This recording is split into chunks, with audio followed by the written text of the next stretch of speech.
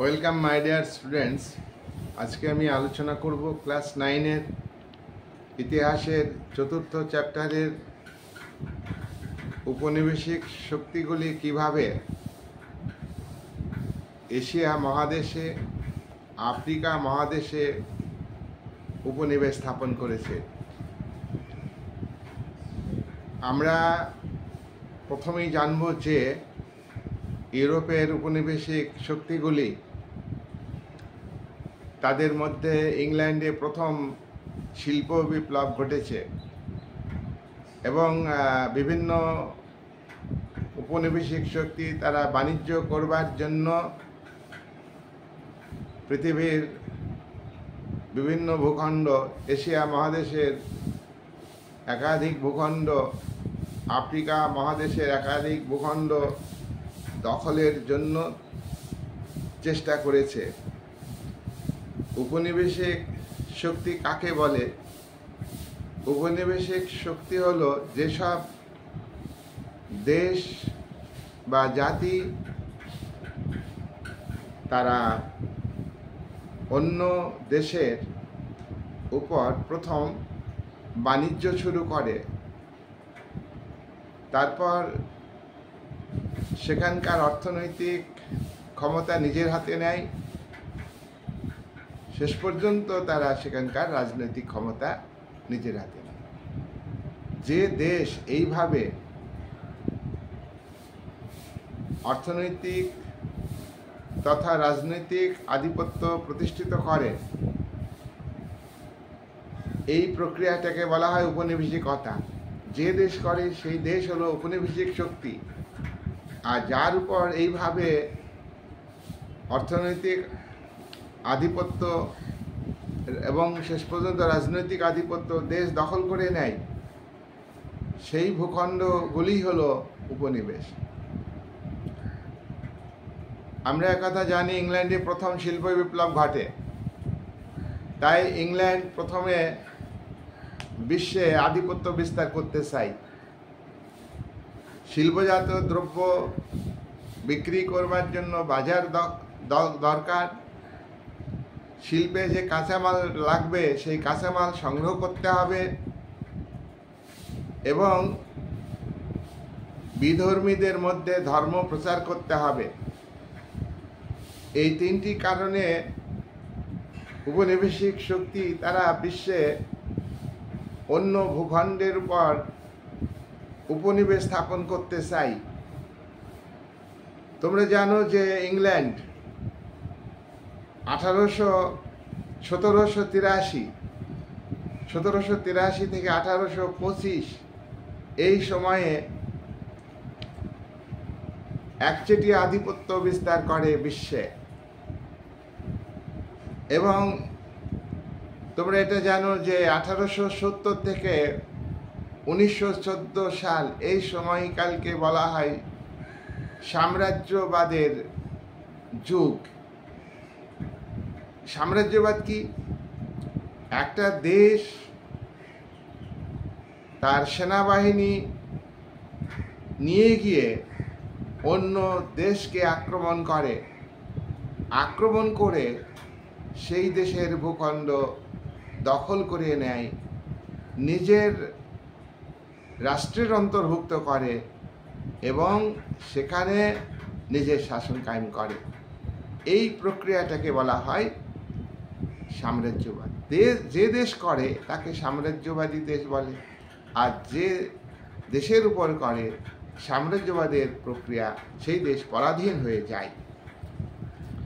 যাই হোক, আমরা দেখব যে ইউরোপের বিভিন্ন জাতিগোষ্ঠী, ইংল্যান্ড,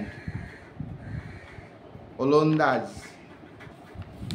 পর্তুগিজ, স্পেন, এই সমস্ত জাতিগোষ্ঠী এশিয়া মহাদেশের উপর ঝাঁপিয়ে পড়ে তাদের বাণিজ্যকে প্রসারিত করার জন্য, কাঁচামাল সংগ্রহ করার জন্য, বাজার দখল করার জন্য এবং বিধর্মীদের মধ্যে তাদের ধর্ম প্রচার করার জন্য প্রথমে এশিয়াতে দেখব যে ভৌগোলিক আবিষ্কার হয়েছে। এশিয়াতে পর্তুগিজ নাবিক ভাস্কো ডা গামা, পর্তুগিজ নাবিক, তিনি ভারত আবিষ্কার করেন এবং দক্ষিণ ভারতে প্রথম আসেন 1498 সালে এবং পর্তুগিজরা ভারতে বাণিজ্য শুরু করে। দিনেমাররা ভারতে আসে, ওলন্দাজরা ভারতে আসে এবং আমরা দেখব যে ফরাসিরা ভারতে আসে বাণিজ্য করতে। আমরা দেখব যে ইংরেজরা, ব্রিটিশ শক্তি অন্যান্য উপনিবেশিক শক্তিকে বিতাড়িত করে শেষ পর্যন্ত তারা 1757 সাল থেকে 1947 সাল পর্যন্ত ভারতবর্ষকে দখল রেখেছে। তাদের উপনিবেশ হিসাবে ভারতকে শাসন করেছে, শোষণ করেছে, ভারতের উপর অত্যাচার চালিয়েছে। প্রথমে তারা ব্যবসা বাণিজ্য করতে এসেছিল। 1607 সালে ইস্ট ইন্ডিয়া কোম্পানি ভারতবর্ষে ব্যবসা করতে আসে। 1757 সালে নামে মাত্র পলাশীর যুদ্ধ, তার মধ্য দিয়ে আধিপত্য বিস্তার শুরু করে। প্রথমে অর্থনৈতিক আধিপত্য বিস্তার, তারপরে রাজনৈতিক ক্ষমতা পুরোপুরি নিজের হাতে নিয়ে নেয়। ইংরেজরা দক্ষিণ পূর্ব ভারতে, যেটাকে এখন বার্মা বলা হয়, যেটাকে এখন বলা হয় মায়ানমার, ব্রহ্মদেশ, সেই ব্রহ্মদেশের উপর প্রথমে ইংরেজদের আধিপত্য ছিল না। সেখানে আধিপত্য ছিল পর্তুগিজদের আধিপত্য ছিল। তাদের সঙ্গে 3টি যুদ্ধ করে ইংরেজরা সেখানে আধিপত্য বিস্তার করে। তারপর এশিয়া মহাদেশের ভারতের পশ্চিম দিকে আফগানিস্তানের উপর লক্ষ্য ছিল ব্রিটিশ উপনিবেশিক শক্তির। আফগানিস্তান ভারতের বিশাল ভূখণ্ডে ইংরেজ আধিপত্য, উপনিবেশ। আফগানিস্তানেও উপনিবেশ স্থাপন করতে হবে, তাই আফগানিস্তানকে কেন্দ্র করে আধিপত্য স্থাপনের চেষ্টা করে ব্রিটিশ শক্তি রাশিয়ার সঙ্গে দ্বন্দ্বে লিপ্ত হয়। রাশিয়া এবং আফগান দেশকে নিয়ে রাশিয়া এবং ব্রিটিশ শক্তির মধ্যে দ্বন্দ্ব হয়। শেষ পর্যন্ত সেখানে কারোরই পুরোপুরি আধিপত্য বিস্তার সম্ভব হয়নি, উপনিবেশ স্থাপন করা সম্ভব হয়নি। আফগানিস্তান একটা স্বাধীন রাষ্ট্রে থাকে, স্বতন্ত্র ভূখণ্ড, সেখানে সেটাকে বাফার স্টেট বলা হয়। যাই হোক, এই আফগানিস্তানের সূত্র ধরে গিরিপথ, খাইবার গিরিপথ দিয়ে এবং আরও কিছু অঞ্চলে ইংরেজ আধিপত্য প্রতিষ্ঠিত হয়। তারপর আমরা দেখব দক্ষিণ পূর্ব ভারতে প্রথমে ইন্দোনেশিয়াতে, জাভা, এই সমস্ত দ্বীপপুঞ্জে ইন্দোনেশিয়াতে আধিপত্য স্থাপন করে ওলন্দাজ উপনিবেশিক শক্তি। সিংহল ভারতের দক্ষিণ দিকে, সিংহলে আধিপত্য বিস্তার করে ওলন্দাজরা। কিন্তু পরবর্তীকালে এই ওলন্দাজ শক্তিকে পরাজিত করেছে ইংরেজ শক্তি এবং সেখানে ইংল্যান্ডের আধিপত্য প্রতিষ্ঠিত হয়েছে। মালয়ে প্রথমে পর্তুগিজ আধিপত্য প্রতিষ্ঠিত হয়, পরবর্তীকালে মালয়কে দখল করে নেয় ব্রিটিশ শক্তি। মালয়ে তাদের আধিপত্য প্রতিষ্ঠিত হয়। ইন্দোচীনে ফরাসি আধিপত্য প্রতিষ্ঠিত হয়। লাওস, যেটা ভিয়েতনাম, কম্বোডিয়া, লাওস, এই সমস্ত ভূখণ্ডে তোমার আধিপত্য স্থাপিত হয় ফরাসি শক্তির সঙ্গে। শেষ পর্যন্ত এখানে ফরাসিদের আধিপত্য ছিল।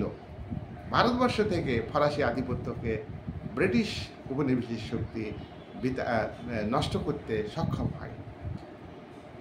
তারপর ফিলিপাইন্স দ্বীপপুঞ্জে দেখব যে সেখানে আধিপত্য বিস্তারের লড়াই শুরু হয়েছে। ফিলিপাইন্সে উপনিবেশিক স্পেনের আধিপত্য বিস্তার সম্ভব হয়েছে স্পেনের এগেনস্টে। স্পেন উপনিবেশিক শক্তির বিরুদ্ধে স্পেনের জনগণ 200 বছর লড়াই সংগ্রাম করেছে, কিন্তু তারা লড়াই সংগ্রাম করে ব্যর্থ হয়েছে, স্পেনের আধিপত্য বিস্তার হয়েছে। যখন স্পেনের সঙ্গে ফিলিপাইন্স দ্বীপপুঞ্জের জনগণ লড়াই করছে, সেই সুবাদে বা সেই সুযোগে মার্কিন যুক্তরাষ্ট্র স্পেনে আধিপত্য বিস্তার করে। সেখানে প্রজাতান্ত্রিক সরকার, ফিলিপাইন্স দ্বীপপুঞ্জে প্রজাতান্ত্রিক সরকার মার্কিন যুক্তরাষ্ট্র প্রতিষ্ঠিত করে। তারপর মধ্যপ্রাচ্যে পারস্য একটা গুরুত্বপূর্ণ ভূখণ্ড, সেখানে ব্রিটিশ শক্তি এবং রাশিয়ার সঙ্গে দ্বন্দ্ব শুরু হয়। পারস্যে কার আধিপত্য, কার উপনিবেশ স্থাপিত হবে, এ নিয়ে উভয় শক্তির মধ্যে দ্বন্দ্ব বিরোধ হয় এবং এই দ্বন্দ্বের শেষে আমরা দেখব যে পারস্যের দক্ষিণে ব্রিটিশ উপনিবেশিক শক্তির আধিপত্য প্রতিষ্ঠিত হয়েছে, আর পারস্যের উত্তর অংশে রাশিয়ার আধিপত্য প্রতিষ্ঠিত হয়েছে। এইবার আমরা দেখব সুদূর প্রাচ্যে চীনের আধিপত্য, কোন কোন উপনিবেশিক শক্তি চীনে আধিপত্য বিস্তার করেছে। যে চীনকে তোমরা দেখছো, এই চীন একদিন পরাধীন ছিল, ভারতের মতোই পরাধীন ছিল। চীনে কোন কোন উপনিবেশিক শক্তি আধিপত্য বিস্তার করেছে? ব্রিটিশ উপনিবেশিক শক্তি মার্কিন যুক্তরাষ্ট্র আধিপত্য বিস্তার করেছে, জাপান আধিপত্য বিস্তার করেছে, ওলন্দাজ, পর্তুগিজ সমস্ত শক্তি, ডেনমার্ক, এই সমস্ত উপনিবেশিক শক্তি চীনে আধিপত্য বিস্তার করেছে। ব্যবসার নামে সেখানে শোষণ, অত্যাচার, নিপীড়ন চালিয়েছে। তারপরে আমরা দেখব যে আফ্রিকা মহাদেশ অনেক পরে আবিষ্কার হয়েছে। আফ্রিকা মহাদেশকে বলা হয় অন্ধকারময় একটা মহাদেশ। এখানে পরবর্তীকালে অনেক পরে, অর্থাৎ 19 শতকের শেষের দিকে, অর্থাৎ 1800 সালের শেষের দিকে, 1880-90 দশকের দিকে, এই সময়ে ইউরোপীয় শক্তিগুলি আফ্রিকা দখলের জন্য তারা ঝাঁপিয়ে পড়ে। আফ্রিকা মহাদেশের দেশগুলোর উপরে ঝাঁপিয়ে পড়ে কোন কোন উপনিবেশিক শক্তি? ব্রিটিশ উপনিবেশিক শক্তি, ফরাসি উপনিবেশিক শক্তি, স্পেন উপনিবেশিক শক্তি, পর্তুগাল উপনিবেশিক শক্তি, ওলন্দাজ উপনিবেশিক শক্তি, এই সমস্ত ইটালি, জার্মানি, এই সমস্ত উপনিবেশিক শক্তি আফ্রিকাতে উপনিবেশ স্থাপনের জন্য লড়াই শুরু করে এবং এই সমস্ত জায়গাতে উপনিবেশিক শক্তিগুলো, বিভিন্ন উপনিবেশিক শক্তি, কেউ কম কেউ বেশি, ভূখণ্ড দখল করে তারা সাম্রাজ্য বিস্তার করেছে। তাহলে তোমরা আলোচনাটা শুনলে বুঝতে পেরেছ যে ইউরোপের উপনিবেশিক শক্তি, এই যে অর্থনীতি সামন্তবাদ থেকে, কৃষিভিত্তিক অর্থনীতি থেকে শিল্পভিত্তিক যে অর্থনীতি চালু হয়, তখন শিল্পভিত্তিক অর্থনীতিকে মজবুত করবার জন্যে সেখানে শিল্পের দ্রব্য বেচার দরকার, বাজার দখল করার দরকার, এবং শিল্পে যে কাঁচামাল লাগবে সেই কাঁচামালটা সংগ্রহ করতে হবে, তাই না? তো এই সমস্ত কারণে উপনিবেশিক শক্তিগুলো উপনিবেশ স্থাপন করতে উদ্যোগী হয়। আর আরেকটা কথা, শিল্পায়নের ফলে 1870 থেকে 1914 সাল পর্যন্ত এই যে সময়টাকে বলা হয় সাম্রাজ্যবাদের যুগ, এই সময় একাধিক দেশ সাম্রাজ্য বিস্তার করতে উদ্যোগী হয়েছে। আমরা পরবর্তীকালে অন্য ভিডিওতে আলোচনা করব। হ্যাঁ, এটা আজকে আমি আলোচনা করছি না, কেন যে জার্মানিতে শিল্পায়ন ঘটেছে, ইটালিতে শিল্পায়ন ঘটেছে, হ্যাঁ, এই সমস্ত একাধিক দেশে শিল্পে দ্রব্য উৎপাদিত হয়েছে, সেগুলো তো বিক্রি করতে হবে না? তো সেই কারণে তারা বিভিন্ন দেশ দখল করতে চাইছে। এর ফলে কী হয়েছে, তারা যুদ্ধে লিপ্ত হয়েছে, প্রথম মহাযুদ্ধ হয়েছে। পরবর্তীকালে আমি আলোচনা করব। আজকের ভিডিও বড় হয়ে যাচ্ছে, আজকের ভিডিও এখানে আমি আলোচনা শেষ করছি। ভালো করে দেখবে। এখানে আমার আলোচনা শেষ করলাম। আর ভিডিও ভালো করে দেখছো, আরও ভালো করে মন দিয়ে শুনবে, দেখবে যে আশা করি উপকার পাবে। এই বলে আলোচনা শেষ করলাম।